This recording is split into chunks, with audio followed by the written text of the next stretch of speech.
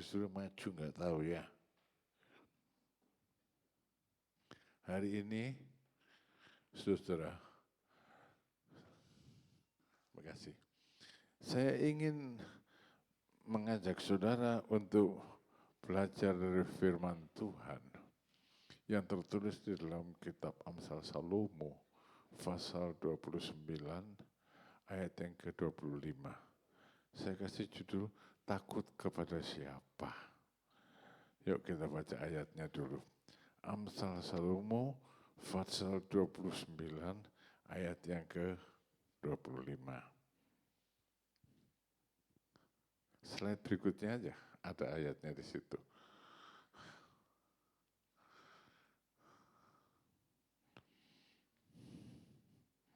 Tunggu sebentar, saudara ya.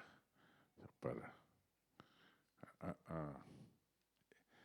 Takut kepada orang mendatangkan jerat.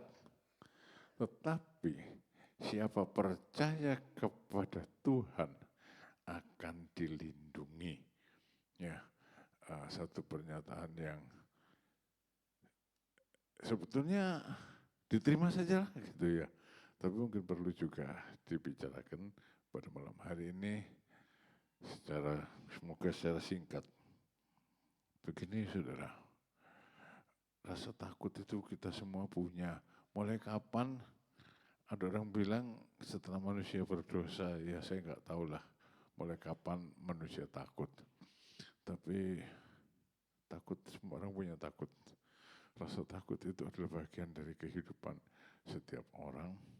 Dan dalam kadar yang normal, rasa takut itu penting untuk bertahan hidup.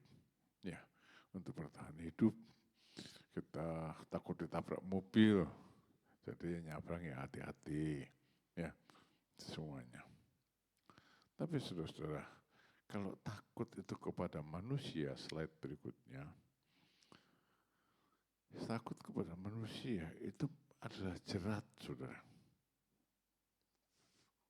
Jerat, takut kepada manusia itu adalah jerat, jerat dosa. Jerat dosa. Apa? Nomor satu kalau takut pada manusia itu bohong. Mulai kecil sampai tua, jalan keluar paling gampang untuk lepas dari masalah, bohong. Ya tuh anak kecil bohong, orang tua bohong. Kenapa hendak ke gereja? Itu sih saya lagi bla bla bla bla. Padahal enggak bla bla bla bla, tapi beli. Ya, situasinya beda, tapi kenapa telat ke kantor daripada dipotong gaji? Aduh, tadi bannya jeblos. Ya, anak-anak bohong. Ya, semua bohong. Bohong itu dilarang, tapi setiap kali menjadi jalan keluar yang sederhana untuk keluar dari masalah. Itu jerat, saudara. Satu kebohongan akan mendatangkan kebohongan yang lain, seperti bola salju. Tapi kita nggak pernah lihat salju, jadi sukar membayangkan bola salju itu gimana. Bola salju itu dari bukit gitu ya, mungkin dia longsor itu bolanya kecil, tapi pada waktu dia turun, menggelinding terus sampai di bawah, dia sudah jadi bola raksasa yang bisa menghancurkan rumah. Ya, takut pada manusia menyebabkan kita bohong. Ya sudahlah, kalau bohong mungkin karena bohong ban kempes saja sih masa kecil ya. Tapi sekarang takut kepada manusia. Itu slide berikutnya ya. Takut kepada manusia itu adalah jerat. Kenapa? Kita jadi memihak pada pelaku kejahatan. Ya, memihak pada pelaku kejahatan. Seringkali karena kita takut pada pelaku kejahatan itu. Itu bisa dilakukan secara pasif. Melihat orang berbuat kejahatan, diem saja. Bisa juga dilakukan secara aktif. Menolong si pelaku kejahatan. Dulu ada cabang gereja lama itu ada cabang di Garut ya. Waktu saya ke Garut, saya mengunjungi seseorang, orang cerita di pasar gitu ya, orang cerita itu toko barusan dirampok jam berapa? Jam 10 pagi, toko emas dirampok. Lah kan rame di pasar banyak orang, nggak ada yang nolong tak? Nggak ada, katanya nggak ada. Kenapa nggak ada yang nolong? Takut pada pelaku kejahatan, ya kan? Daripada aku nanti di apa-apain, biar sajalah yang dirampok ya dia, saya kan bukan saya, bukan urusanku. Saudara, itu adalah jerat kejahatan yang pasif, tidak melakukan yang seharusnya dilakukan, perbuatan baik yang harus dilakukan itu kejahatan yang pasif. Menang, lihat saja, diem aja lihat kejahatan itu ya. Tapi juga ada yang aktif, menolong pelaku kejahatan. Ya. Nah, saya ingin lanjut kejahatan yang pasif di Alkitab. Ya, di Alkitab contoh kejahatan takut pada manusia mendatangkan jerat. Ya, slide. Ya, itu takut. Slide berikutnya. Ya, takut pada penjahat, membantu penjahat. Raja Saul, pelaku kejahatannya. Raja Saul, pada waktu Raja Saul melakukan kejahatan, saudara-saudara, orang Israel membantu dia. Apa kejahatan Raja Saul? Ya, saudara bisa lihat di situ. Kebaca enggak sih?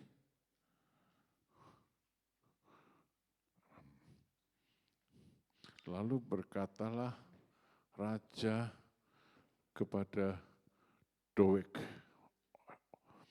majulah engkau dan paranglah para imam itu. Maka majulah Doeg, orang Edom itu, lalu memarang para imam itu. Ia membunuh pada hari itu 85 orang imam yang mau kain efod dari kain lenan itu adalah imam. 85 orang. Juga penduduk Nob, kota imam itu, dibunuh raja dengan mata pedang.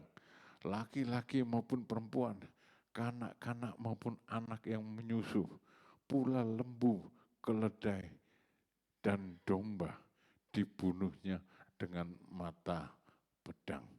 Saudara, yang dibunuh Saul itu imam besar. Imam besar dibunuh sama Saul. Dan bukan cuma imam besar itu yang dibunuh. Ya. Anak istrinya, bahkan seluruh penduduk kota imam, kota Nob, itu dibunuh oleh Saul. Saya pikir ini kejahatan yang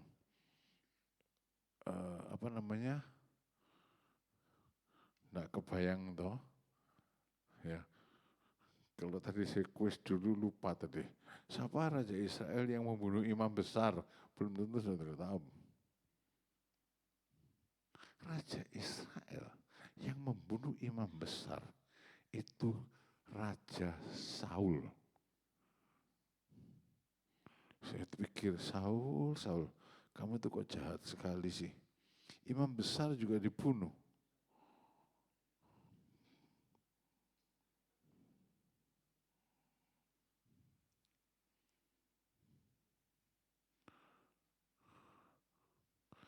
Imam besar saudara.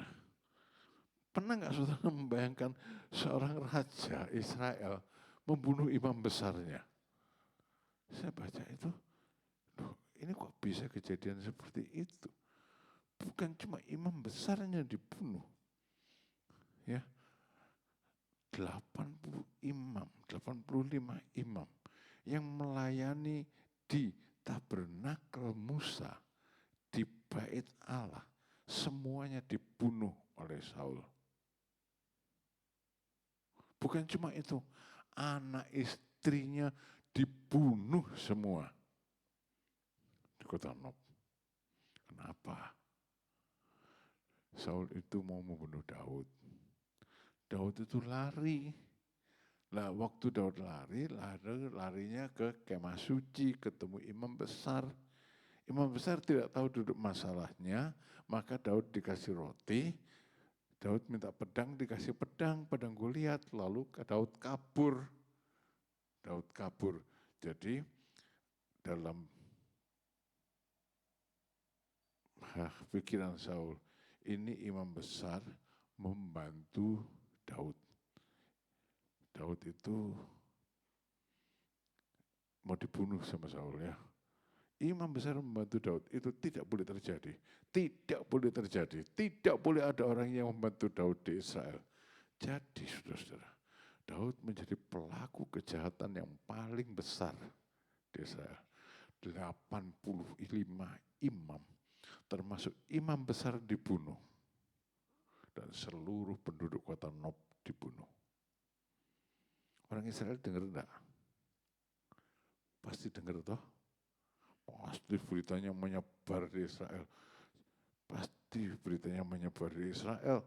Aduh, gara-gara bantu Daud, imam besar dibunuh. Dan seluruhnya dibunuh. Saudara-saudara, sejak itu di zaman Saul tidak ada imam besar. Tidak lagi ada imam besar. Di zaman Saul tidak ada gantinya imam besar pada waktu itu. Saudara-saudara, berita itu menyebar di seluruh Israel. Jadi menjadi teror, ketakutan bagi orang Israel. Orang Israel pasti bilang, hati-hati kalau Daud ke sini jangan dibantu ya. Imam besar aja dibunuh, apalagi kita. Imam besar aja dibunuh, apalagi kita. Udah, jangan ikut-ikut, jangan ikut-ikut, kan gitu. Ya, logikanya ini, imam besar itu kedudukannya sebetulnya setara dengan raja di Israel. Setara dengan raja. Jangan ikut-ikut. Slide. Takut pada manusia itu menimbulkan jerat. Kejahatan Saul menimbulkan ketakutan orang Israel. Tidak ada orang Israel yang berani membantu Daud. Artinya, karena takut pada Saul, orang Israel terjerat pada kejahatan Saul. Yang benarkan Daud, yang salahkan Saul. Tapi Saul itu raja. Orang Israel tidak berani membantu Daud. Tidak ada yang berani membantu Daud. Secara aktif atau pasif orang Israel terlibat dalam kejahatan Saul. Karena mereka takut pada Saul. Slide. Contohnya penduduk kota Kehila. Kota Kehila itu diserang oleh orang Filistin. Raja Saul tidak datang menolong. Jadi Daud tanya sama Tuhan, Tuhan, apa saya mesti bantu kota Kehila? Kata Tuhan, iya, pergi sana ke kota Kehila. Jadi Saul ke kota Kehila. Dia membebaskan kota Kehila dari serangan dari orang Filistin. Ya, paham ya? Daud menolong kota Kehila dari orang Filistin. Jadi Daud diterima di kota Kehila sebagai seorang penolong. Tapi kemudian berita datang, berita itu sampai ke telinga Saul. Daud ada di kota Kehila. Langsung Saul membawa pasukan untuk menangkap Daud ke kota Kehila. Daud dengar kabar itu. Lalu Daud berdoa, makanya kalau ada apa-apa itu berdoa. Ya, Daud berdoa, tanya sama Tuhan, Tuhan, ini orang Raja Saul mau datang ke sini mau menangkap aku. Orang Kehila ini akan menyerahkan aku ke tangan Saul atau tidak? Lalu Tuhan menjawab. Kemudian lalu Tuhan menjawab, akan mereka serahkan. Kemudian bertanyalah Daud, akan diserahkan oleh warga kota Kehila itu ke aku dengan orang-orangku ke tangan orang Saul, ke tangan Saul. Firman Tuhan akan mereka serahkan. Sekarang saya tanya sama saudara, masuk akal enggak? Baru ditolong. Kan ditolong. Sekarang Saul datang. Si penolong ini mau diserahkan ke tangan musuhnya. Masuk akal enggak? Itu kan satu ya orang enggak tahu balas budi lah. Penduduk kota Kehila itu enggak tahu balas budi. Kenapa? Takut pada Saul. Takut. Kalau mereka tidak menyerahkan Daud, kota itu akan dihancurkan oleh Saul. Padahal di situ ada Daud, mereka tidak mikir bahwa Daud bisa menyelamatkan kota ini di tangan Saul. Mereka ambil gampangnya, udah daripada kita hancur, kasih aja Daud ke mereka lah. Ini namanya takut pada orang jahat ya, mendatangkan jerat. Terlibat dalam kejahatan secara pasif. Ya, secara pasif. Mereka tidak melaporkan ada Daud di situ. Tapi secara pasif, kalau Saul datang, Daud diserahkan. Biar aja Daud mati, asal aku enggak mati. Itu orang kalau takut pada manusia bisa gitu loh saudara ya. Seperti tadi ceritanya, perampok di pasar jam 10 pagi dibiarkan. Semua orang diem, padahal bisa panggil polisi loh. Tapi mereka tidak lakukan itu. Membiarkan kejahatan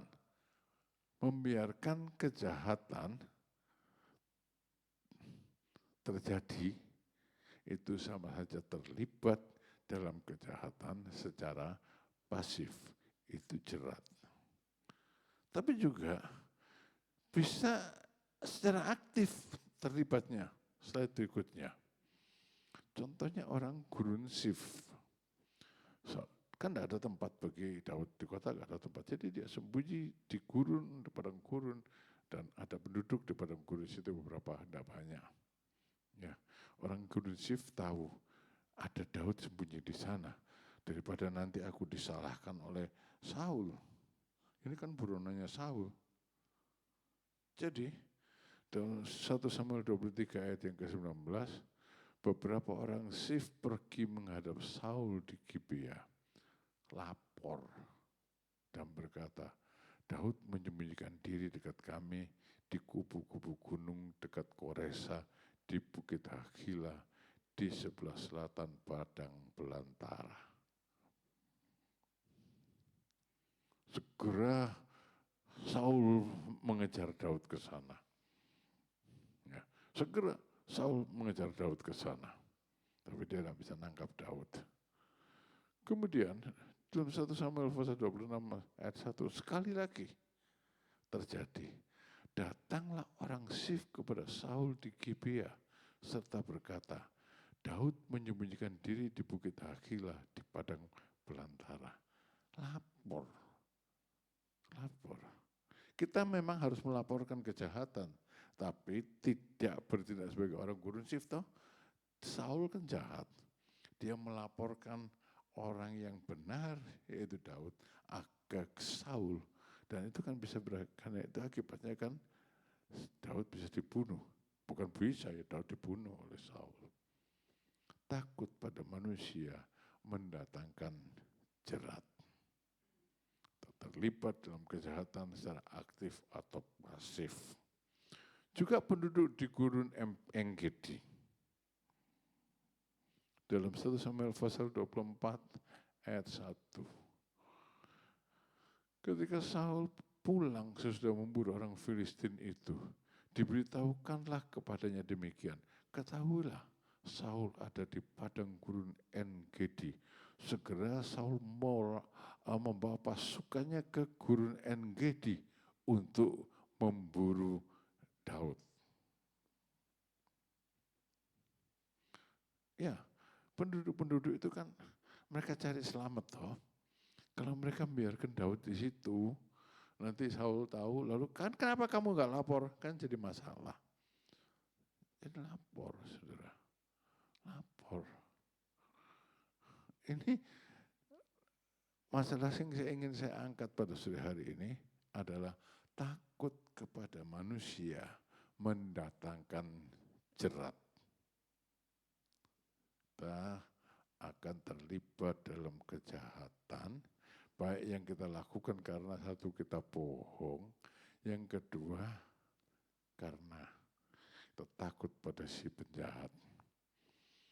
Ya, membiarkan dia berbuat jahat atau malah membantu dia berbuat jahat. Saudara-saudara,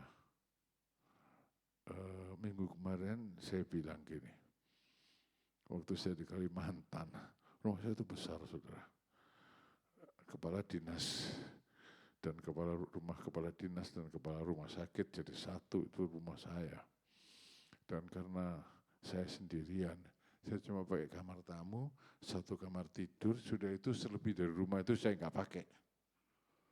Ya kamar mandi pakai, dapur, semuanya nggak pakai, ngapain? Saya nggak pernah bersihkan. Lalu orang kan katanya, Pak dokter nggak takut tinggal di rumah itu sendirian? Enggak. Nggak takut apa dokter? Nggak takut. Takut sama apa? Takut sama setan tak? Sama setan saya nggak takut, dia bilang. Ya, saya nggak takut sama setan. Setan nggak bisa ngapa-ngapain. Saya takut pada manusia. Manusia bisa ngapa-ngapain, itu memang ya. Tapi dalam pengertian yang berbeda dengan ini ya. Setan bisa datang sebagai perampok, sebagai pencuri, sebagai pembunuh. Nah, dengan pengertian yang beda dengan takut yang tadi itu. Takut kepada orang jahat terutama. Bahwa kita kepada jerat. Betapa sering kita terlibat dalam jerat dosa. Karena kita takut pada orang. Karena kita takut pada orang. Saudara-saudara, perlu kita perbaiki sikap yang demikian. Kalau memang salah, yang aku salah lah. Ya, jangan mencari solusi yang gampang. Bohong. Ya. Kalau memang orang jahat, jangan bersahabatlah. Risiko nanti saya jadi korban. Nah, itu saya sudah sulit menjawab. Tapi Tuhan akan jawab. Bagian kedua dari ayat tadi. Takut kepada manusia mendatangkan jerat. Slide berikutnya. Tetapi siapa percaya pada Tuhan akan dilindungi. Tetapi siapa percaya pada Tuhan akan dilindungi. Takut kepada siapa? Takut pada manusia, salah. Lalu mesti gimana? Percaya pada Tuhan. Kenapa?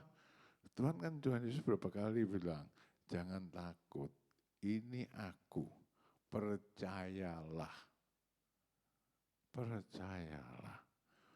Obat paling manjur untuk menghadapi rasa takut itu percaya.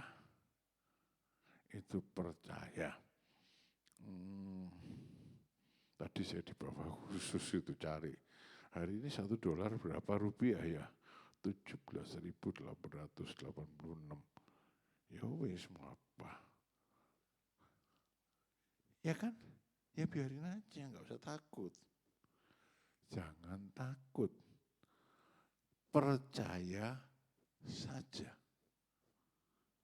Ya, percaya saja. Orang bilang Vietnam lebih makmur dari Indonesia sekarang ini. Ya, banyak orang bilang Vietnam lebih makmur dari Indonesia. Saudara tahu, satu dong mata uang Vietnam, satu dong berapa dolar? $1 berapa dong? $1 itu hampir 27.000 dong. Indonesia kan masih 18.000.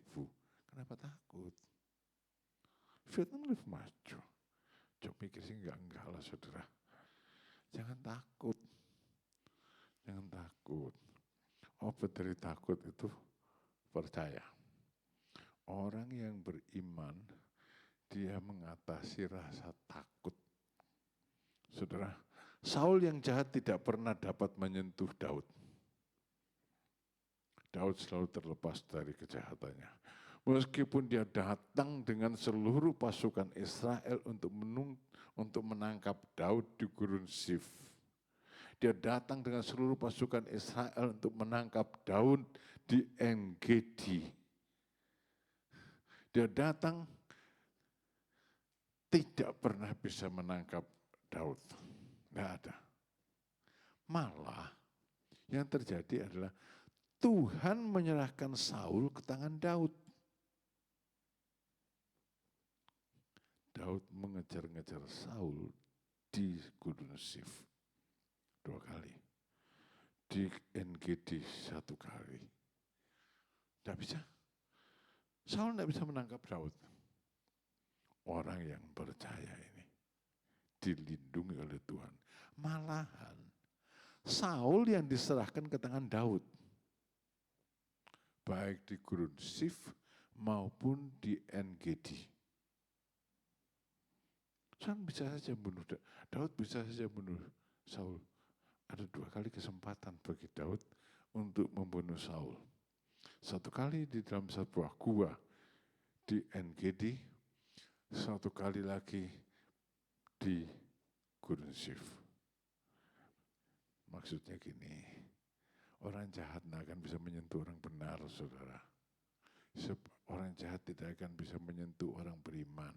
Orang jahat tidak bisa menghancurkan orang beriman. Sebab orang yang beriman dilindungi oleh Tuhan. Beriman pada Tuhan lo ya. Slide.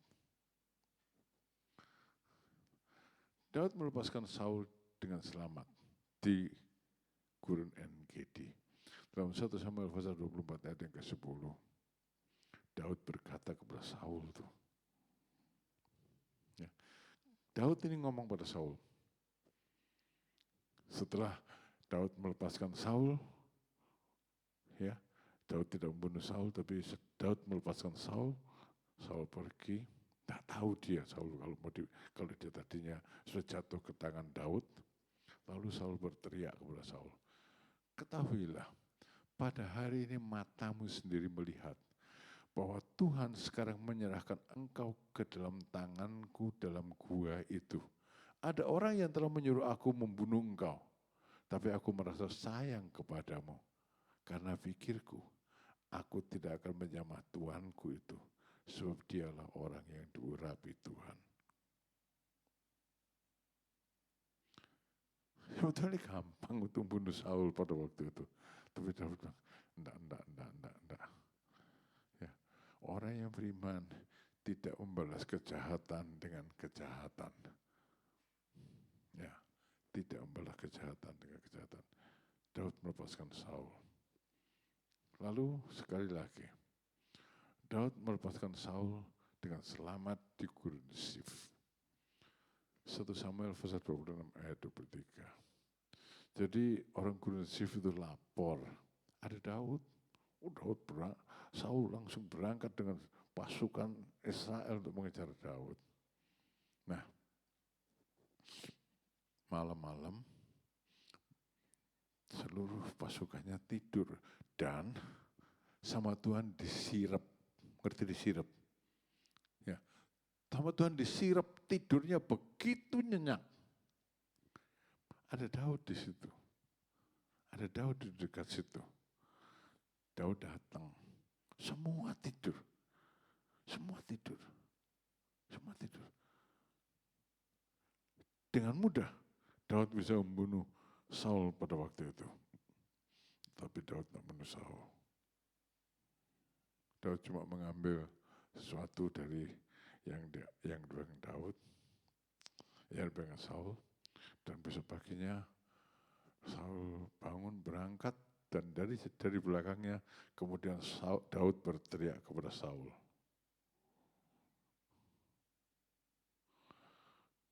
Kata Daud gini, Tuhan akan membalas kebenaran dengan kesetiaan setiap orang. Daud benar dan setia. Sebab Tuhan menyerahkan engkau pada hari ini ke dalam tanganku. Tetapi aku tidak mau menjamah orang yang diurapi Tuhan.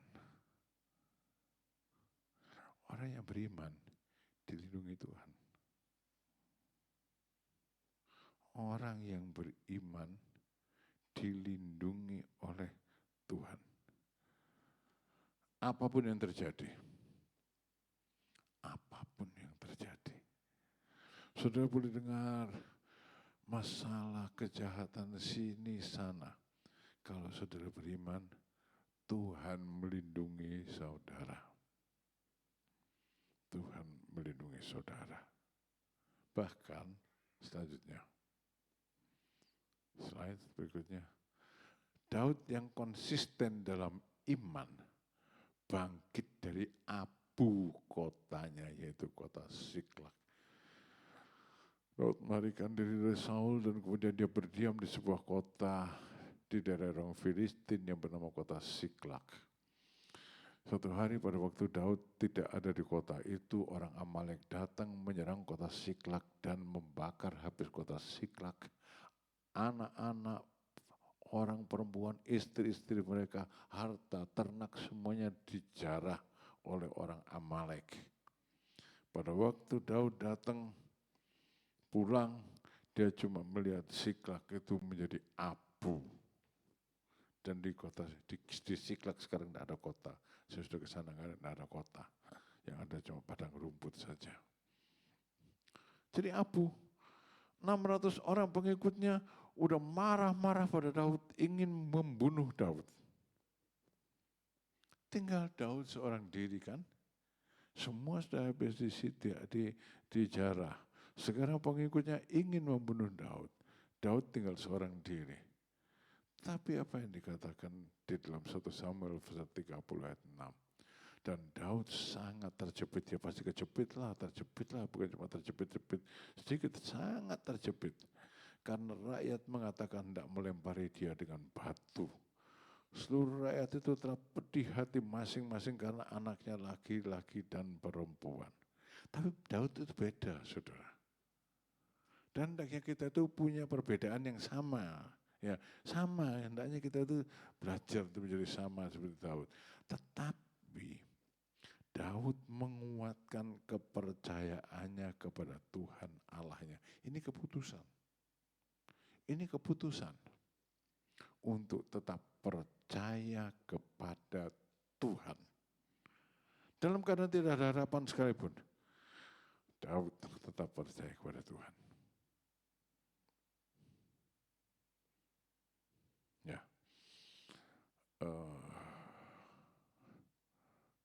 Ya, saya tuh menyayangkan ya, ini seringkali cuma kita dengar tapi melakukannya kalau kepepet seringkali tidak. Satu kali ada orang ya miskin sebetulnya dia dapat kesempatan, diberi kesempatan oleh orang untuk buka toko di pasar Gebang. Buka toko di pasar Gebang. Nah, mungkin dikasih modal. Dan sejak buka toko, dia tidak ke gereja. Minggu buka toko. Terus, supaya tokonya laris, dia pergi ke dukun. Ini saudara-saudara, hal yang demikian ini ada di jemaat. Di jemaat ini. Ya, di jemaat. Saya datang dan saya tegur, saya marahi. Pak Tete datang menegur dan marahi, nggak didengar. Ya kapok, tokonya bangkrut. Dan waktu tidak lama kemudian tokonya bangkrut. Saudara, kita itu seringkali kalau ditanya, saudara percaya? Percaya. Tapi untuk membuktikan percayanya pada waktu percaya itu ditantang, seringkali ternyata percayanya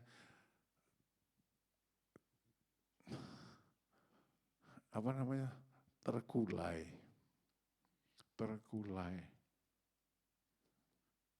Ya. Seringkali percaya terkulai. Kedukun ada. Dan sorry, saya itu memang orangnya enggak ramah ya. Saya bacakan, kamu kedukun. Saya bacakan, kamu tahu. Tuhan membunuh Saul karena dia kedukun. Berhenti kedukun, saya bilang. Percayanya di mana? Tidak ada. Nah ditanya saudara percaya, amin. Gitu.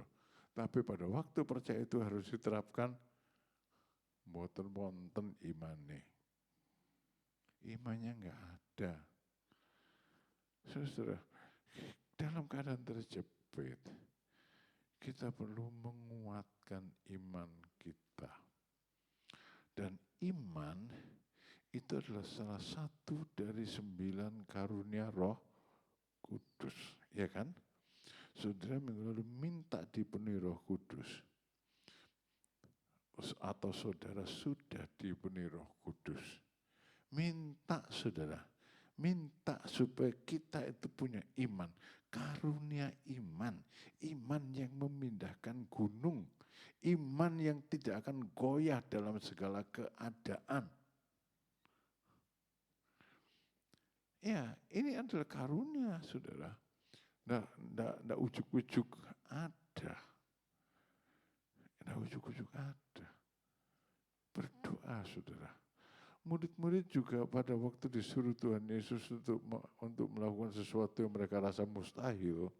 Mustahil lah, mengampuni orang 70 kali 7 kali. Apa yang diminta murid-murid? Tuhan, tambahkan iman kami. Kita banyak berdoa tuh hal-hal ini supaya Tuhan berkati ini, supaya Tuhan ini, supaya Tuhan itu, supaya Tuhan jamak, supaya Tuhan nggak ada habis-habisnya lah doa kita. Dan sedikit yang dijawab oleh Tuhan. Padahal ada doa yang pasti akan Tuhan jawab. Kalau saudara bilang, Tuhan, aku percaya kepadamu, tambahkan imanku kepadamu. Sudah jangan minta macam-macam. Tambahkan imanku kepadamu. Saudara, iman di dalam Tuhan itu berkuasa. Itu yang dilakukan oleh Daud. Dia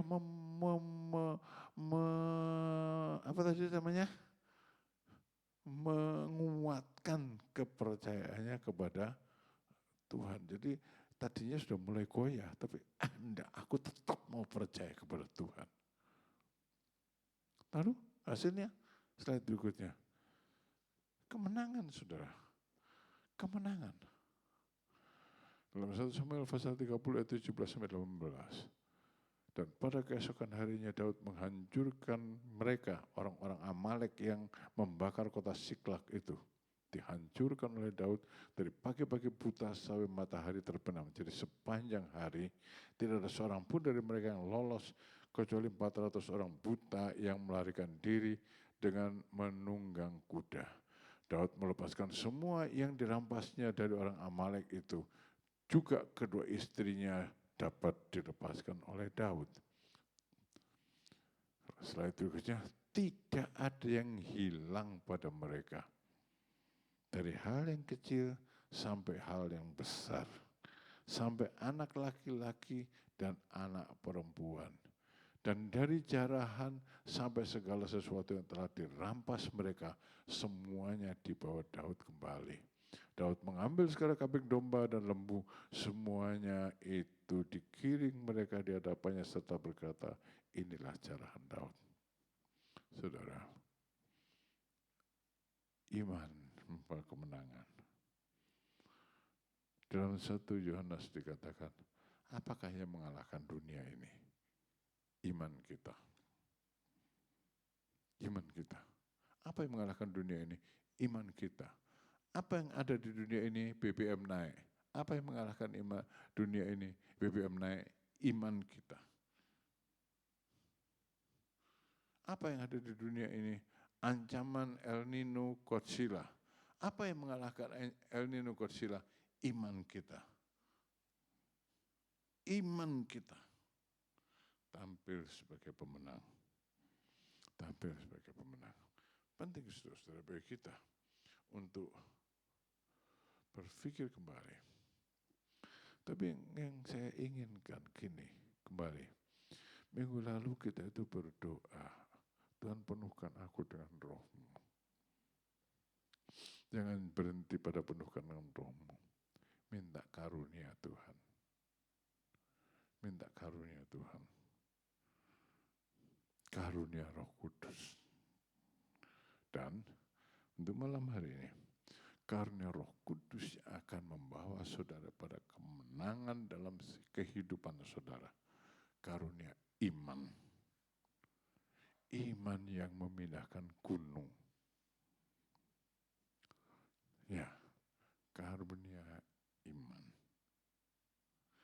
Takut pada manusia mendatangkan jerat.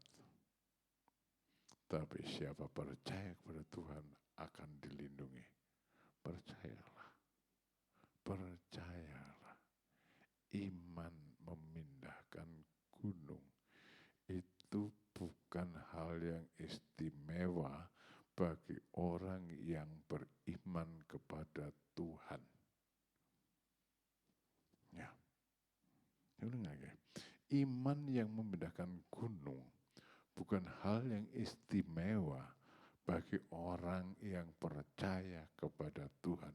Sebab dia dilindungi oleh Tuhan, dia dipercaya, dia dipelihara oleh Tuhan, dia disembuhkan oleh Tuhan. Segala sesuatu yang diperlukan dia adakan. Saudara, saya ingat itu. Tahun 2017, saya pulang pakai kursi roda, masih kesakitan. Masih kesakitan, sangat kesakitan. Saya datang doa pagi. Nggak pakai alasan saya masih sakit, saya datang doa pagi. Kalau turun dari mobil itu Amos itu juga bantu saya waktu itu. Ya kan? Saya pakai tongkat, Amos datang bantu saya turun dari mobil. Tengah doa pagi saya tiduran, dulu ada sofa. Sakit saya nggak tahan, saudara. Tapi tetap doa pagi. Tapi tetap doa pagi. Adik-adik saya nyangka, abis ini Mah Kojo ini di kursi roda terus. Tapi saya percaya kepada Tuhan. Dan percaya itu mengubah segalanya. Percaya itu mengubah segalanya. Bukan di kursi roda. Saya naik ke lantai 3. Sekarang ini, saya naik tangga ke lantai 3 dan turun lagi masih mampu sekarang. Dari mana kekuatan? Saya pikir, ya tahu. Saya cuma bilang Tuhan, Tuhan aku percaya kepadamu, terserah engkau. Aku percaya kepadamu, aku percaya kepadamu, aku percaya kepadamu. Aku percaya kepadamu. Dokter Y, setelah 3-4 minggu meriksa saya, dia bilang, ini TV tidak pernah nyala, kenapa? Rusak tak? Enggak, saya bilang. Nyala kalau minggu, saya dengar Stephen Tong khotbah, karena keluarnya di situ Stephen Tong. Ya, saya dengar Stephen Tong khotbah sudah dimatikan, saya bilang. Saudara, satu literat pribadi. Saya kontrol terakhir ke dokter Y. Aneh. Dia malah nanya banyak hal tentang keselamatan. Banyak hal tentang keselamatan. Dia tanya ini itu. Dan dia ke gerejanya Stephen Tong. Terserahlah. Pokoknya dia ke gerejanya Stephen Tong. Sampai hari ini setelah jalan 8 tahun. 2017 sampai sekarang berapa? 9 tahun ya? 9 tahun. Dia tuh masih suka kirim lagu-lagu rohani ke istri saya. Dia masih suka kirim lagu-lagu rohani ke istri saya. Dan saya jalan, istri saya motret, dikirim ke dia. Ini jalan 10.000 langkah. Tidak ada mustahil bagi orang beriman kan? Tidak ada yang mustahil bagi orang yang percaya. Tidak perlu orang yang istimewa, ada saudara. Tidak perlu orang yang istimewa. Ya. Minta karunia iman pada Tuhan. Dunia ini susah. Apa yang mengalahkan dunia? Iman kita. Apa yang mengalahkan dunia? Iman kita. Orang benar, slide berikutnya. Orang benar akan hidup oleh iman. orang benar akan hidup oleh iman. Saya pengen cerita sedikit. Kisah nyata.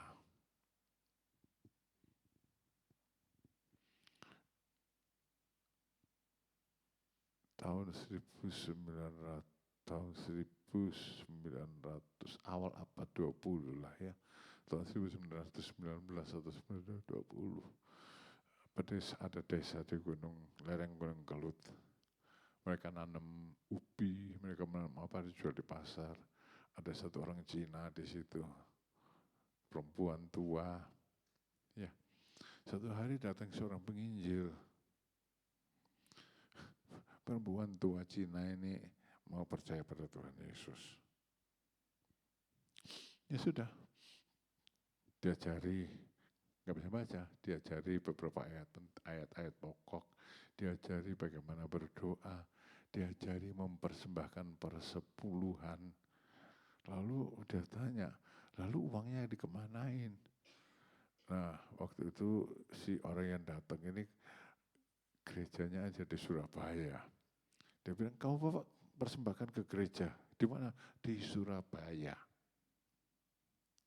Saudara, dia itu kumpulkan uang perpuluhannya itu sedikit demi sedikit, receh, setiap hari jualan di pasar.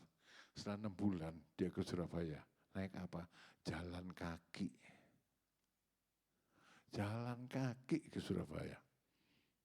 Pulang dari Surabaya jalan kaki. 6 bulan berikutnya jalan lagi ke Surabaya mempersembahkan persepuluhannya. Jalan kaki. Lalu balik lagi jalan kaki. Terus. Sampai akhirnya di gereja ini kedatangan emak ini ditunggu. Yang semulanya dienyek, lama-lama ditunggu. Lama-lama ditunggu. Kalau nggak datang, kenapa nggak datang ya? Apa sakit ya? Pokoknya secara rutin 6 bulan sekali dia datang bawa persepuluhannya lalu pulang. Jalan kaki pergi dan pulang. Tahun 1927 Gunung Kelut meletus. Lahar. Dari lahar, karena Gunung Kelut itu kawahnya itu danau dari lahar. Mak tua ini tidak bisa kemana-mana, saudara. Nggak bisa kemana-mana. Air lahar itu datang begitu deras dia tidak mampu kemana-mana. Orang-orang desanya yang tadinya menghina dia karena satu-satunya orang Kristen di situ. Pada datang, coba kamu doa kepada Tuhanmu, mungkin Tuhanmu mau menolong. Dan mak Tuhan ini memang tidak bisa apa-apa kecuali berlutut dan berdoa. Kecuali berlutut dan berdoa. Orang beriman, orang percaya akan hidup oleh iman. Dia berlutut berdoa, orang-orang desanya menonton dia gitu. Dan sudah terjadi sesuatu yang aneh katanya. Lahar itu turun ke arah desa itu, kemudian lahar itu pecah ke kanan dan ke kiri. Desa itu dilewati lahar di kanan dan di kirinya, kemudian lahar itu menyatu kembali ke bawah. Saudara-saudara, ini tahun 1927 susah juga ngecek kebenarannya. Tapi saya rasa karena ini ditulis sebagai satu cerita true story, karena dikatakan sebagai satu true story, maka orang kan harus percaya juga. True story, cerita yang benar. Ya, dan di Surabaya, di gereja, mereka pikir emak ini selamat gak ya, mati kayaknya emak ini. 6 bulan di tanggal yang datang, harusnya dia datang, biasanya datang, gak datang. Gak datang, ditunggu gak datang. Dikira mati. Saudara, tapi satu hari mereka terkejut. Emak ini datang bawa perpuluhannya kembali. Emak ini datang bawa persepuluhannya. Saudara-saudara, orang yang percaya dilindungi oleh Tuhan. Ya, orang yang percaya dilindungi oleh Tuhan. pertanyaan selanjutnya, terserah saudara. Tapi kalau saudara tanya, jadi ginanya gimana Pak John? Ya mulai sekarang percayalah yang betul pada Tuhan Yesus.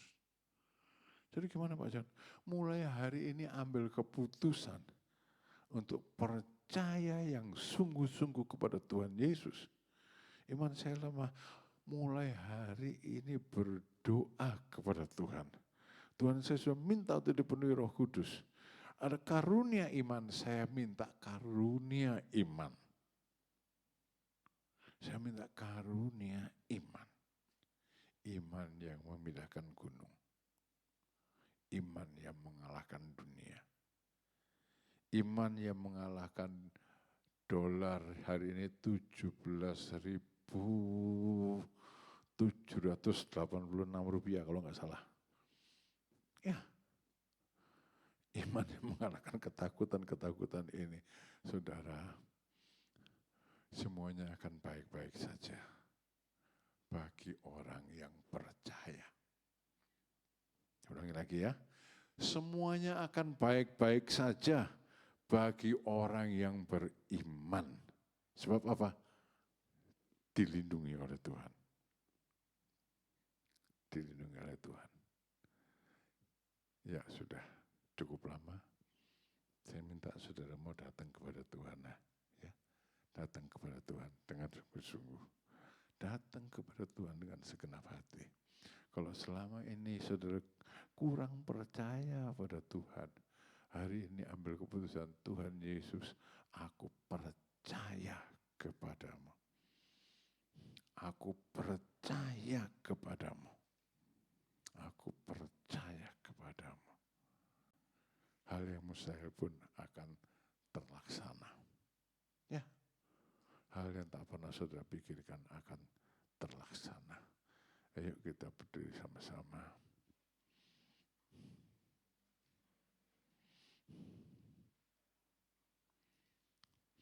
Kita sering kehilangan iman.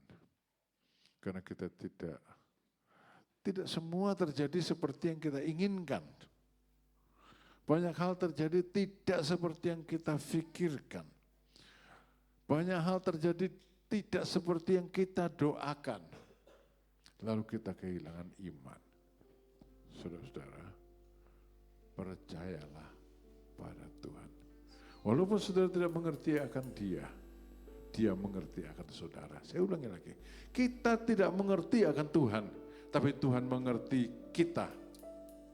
Tuhan memahami saya, Tuhan mengerti saudara. Kepada Dia. Hadapan dengan situasi yang membuat saudara goyah, membuat saudara ragu-ragu, membuat saudara blank, membuat saudara tidak tahu apakah saudara percaya atau tidak, membuat kehidupan saudara abu-abu. Tidak jelas saudara berada di posisi yang mana. Mari, malam hari ini bulatkan tekad. Saya ajak saudara, bulatkan hati untuk bilang, untuk menguatkan kepercayaan saudara kepada Tuhan.